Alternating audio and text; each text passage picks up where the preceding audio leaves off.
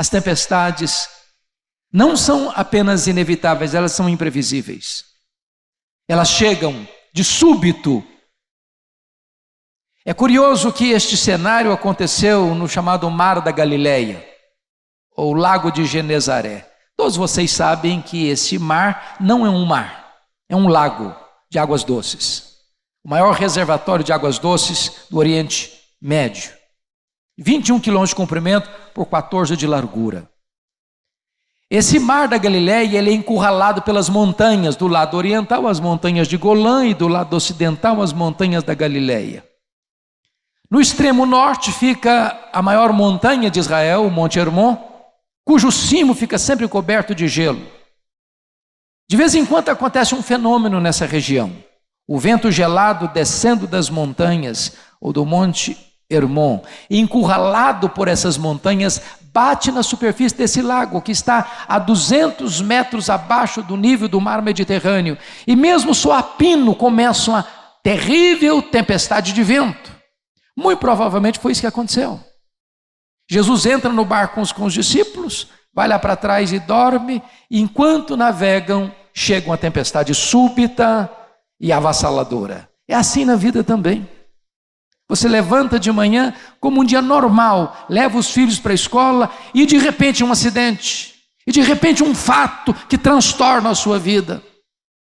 Mas em terceiro lugar, as tempestades são inevitáveis, imprevisíveis, mas elas são também inadministráveis. Aqueles discípulos, alguns deles eram pescadores, nasceram ao redor desse lago, cresceram ao redor desse lago, trabalhavam nesse lago, conheciam cada palmo desse lago, já tinham enfrentado outras tempestades, já tinham superado outras dificuldades, e agora certamente quando surgem essas tempestades, eles devem ter pensado, bom, vamos deixar o mestre descansar, isso é com a gente, nós temos perícia, nós temos conhecimento, nós temos destreza, nós sabemos fazer isso. Mas quanto mais eles tentavam resolver o problema se agravava, o mar se revoltava, as ondas chicoteavam com rigor desmesurado aquele barco frágil, o vento se agigantava, ameaçando e conspirando contra eles. É assim na vida, irmãos. Um problema doméstico às vezes se transforma num monstro e você não sabe mais como lidar com ele. Quantas vezes eu já ouvi a esposa aflita dizer o seguinte, eu casei-me com este homem e de repente este homem é uma outra pessoa, é um monstro, não é aquela pessoa por quem me apaixonei, com quem me casei, é outra pessoa, violenta, rude, cruel comigo. Quantas vezes aquele filho amável, doce, submisso, meigo, se transforma num menino rude com os pais, agride os pais. Quantas vezes essas tempestades vêm e nós não sabemos como tratar, nós não sabemos como resolver. Mas finalmente, quarto lugar, à guisa de introdução, as tempestades são também pedagógicas. Deixa eu dizer uma coisa para você. Nós não acreditamos em acaso, nós não acreditamos em sorte, nós não acreditamos em olho gordo, nós cremos que a mão de Deus dirige o nosso destino.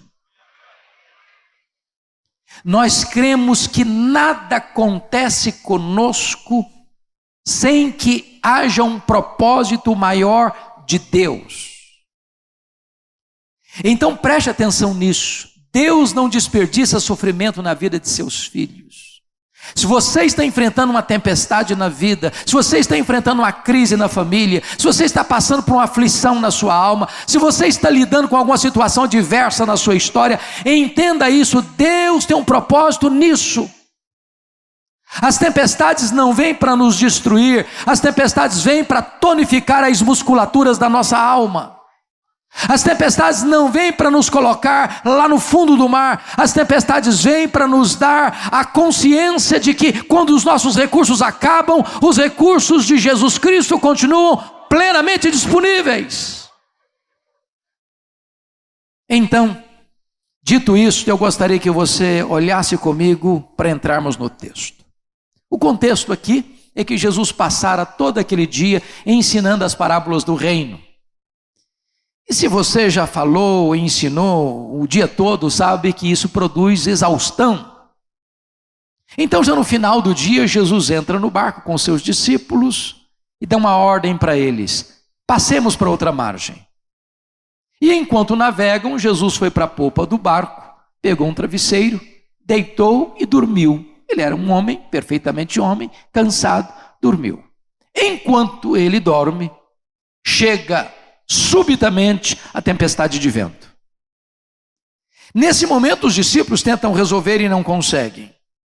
Quando a situação está para eles inadministrável e eles só enxergam a carranca da morte, então desesperados chegam para Jesus e perguntam: mestre, não te importa que pereçamos? E Jesus se levanta, repreende o vento, repreende o mar, faz-se grande bonança, e agora é Jesus quem pergunta aos discípulos: por que sois assim tímidos? Como é que não tendes fé? E então eles, tomados de grande admiração e temor, perguntaram uns aos outros assim: mas quem é este que até o vento e o mar lhe obedecem? Notem vocês que essa passagem está cingida por 3 perguntas que regem todo o texto. E é sobre essas 3 perguntas que eu quero conversar com vocês nesta noite. A primeira pergunta é a pergunta dos discípulos a Jesus na hora do desespero, até com um tom de censura: mestre, não te importa que pereçamos? Essa é a sua pergunta, essa é a minha pergunta, essa é a nossa pergunta na hora da dor. Quando você está passando por uma crise, seja financeira, seja de saúde, seja emocional, seja no casamento, seja de relacionamentos interpessoais, seja na sua carreira profissional, seja em qualquer área da sua existência, e você luta com o problema, e o problema não cede, e você clama, e o problema está aí, e você se esforça, e o problema se agrava, e parece que você olha e não vê Deus agindo, e você não vê a intervenção, e você não vê a providência divina, e você fica aflito e desesperado, e chega para Deus com esta pergunta em tom de censura: mestre, não te importa que pereçamos? Não vais fazer nada?